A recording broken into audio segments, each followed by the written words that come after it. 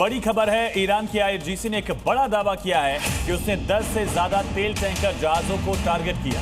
IRGC ने इसे रणनीतिक कार्रवाई बताया है। तो इस वक्त की बड़ी खबर आपको बता रहे हैं, 10 से ज्यादा तेल टैंकर नष्ट किए गए। आईआरजीसी की तरफ से ये बहुत बड़ा दावा, और आईआरजीसी ने कहा है कि रणनीतिक कार्रवाई है ये, इस तरह की कार्रवाई आगे भी जारी रहेगी। अमेरिका और इजराइल ने थोड़ी देर पहले ईरान पर भारी बमबारी की है, और उसके बाद ईरान ने भी बहरीन के अमेरिकी बेस को फिर से टारगेट किया, मिसाइलों की बौछार शुरू कर दी।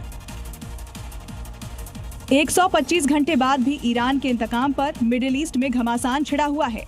अमेरिकी और इजराइल ने एक बार फिर ईरान में बहुत बड़ा हमला किया, जिससे पूरा इलाके धमाके, आग की लपटों और धुएं के गुब्बार से दहल गया।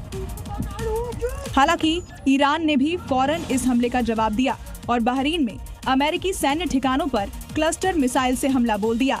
एक बाद एक कई धमाकों से बहरीन में हड़कंप मच गया और लोग चीखते पुकारते बंकरों की ओर भागते नजर आए।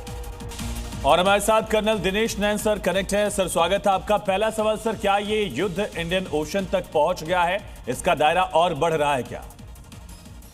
जी बिल्कुल पहुंच गया है। देखिए, आज ही इंडियन ओशन के अंदर अमेरिका के एक सबमरीन ने ईरान के एक वेसल को, यानी शिप को, पहली बार सेकेंड वर्ल्ड वॉर के बाद में पहली बार हुआ है ये, एक टारपीडो से उड़ा दिया, जिसके रेस्क्यू के ऑपरेशन के अंदर शायद श्रीलंका के लोगों को उसमें से रेस्क्यू कॉल आई थी और 80 के करीब इनके लोग मारे गए हैं और 83 के करीब इन लोगों ने बचाए गए हैं। तो लिहाजा पहुंच तो इंडियन ओशन तक गया ही है, क्योंकि अभी क्या सर भारत के लिए चिंता वाली बात है? नहीं, देखिए, भारत के लिए तो इस अभी नहीं कह सकते कि स्टेज के ऊपर कि हम लोग के लिए चिंता की बात है, क्योंकि भारत का इन्वॉल्वमेंट इस युद्ध में नहीं है। लेकिन डेफिनेटली ये बात तो सामने आई गई है कि अब अमेरिका ने जितने भी ईरान के शिप से लगभग इन्होंने वॉरशिप जो है ईरान के करीब 20 के करीब उड़ा दिए हैं अब तक। और जिस प्रकार से चाहे इंटरनेशनल वाटर्स के अंदर इनकी शिप्स अगर सोचते सेफ थी, तो अब ईरान को उसके बारे में भी सोचना पड़ेगा। 40 से 50 के करीब इनकी पूरी टोटल स्ट्रेंथ है।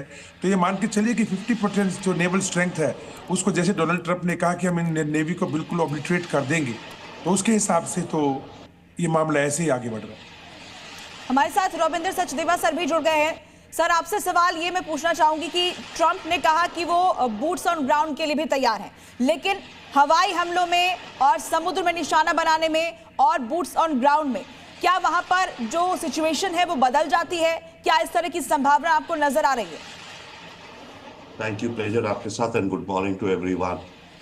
अलग अलग चीजें चल रही है। बूट्स ऑन ग्राउंड एक्चुअली बहुत ही कॉम्प्लिकेटेड इशू है, और बूट्स ऑन ग्राउंड में मुझे एक जो अलग दिख रहा है डायमेंशन, ट्रंप को आप छोड़िए, I mean in the sense, देखिए रेजिम चेंज की बात करते हैं, इनको बात करनी चाहिए उससे पहले रेजिम कोलैप्स की, ठीक है ना? क्योंकि पूरी दुनिया पूछे तुम रेजिम चेंज क्या करोगे, अमेरिका के अंदर भी है।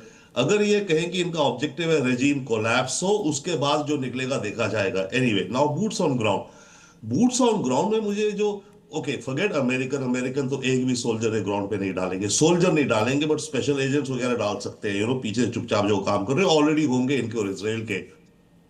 पर बूट्स ऑन ग्राउंड में एक बहुत ही सेंसिटिव इशू जो मुझे दिखता है वो ये है, सऊदी और पाकिस्तान का म्यूचुअल डिफेंस पैक्ट है, राइट, जिसमें हुआ है कि एक के ऊपर अटैक ये इंपॉर्टेंट पॉइंट है सर, इस पर बात करेंगे, और जो कुर्द लड़ाकों को समर्थन देने की बातें कही जा रही है उस पर भी आपसे समझेंगे।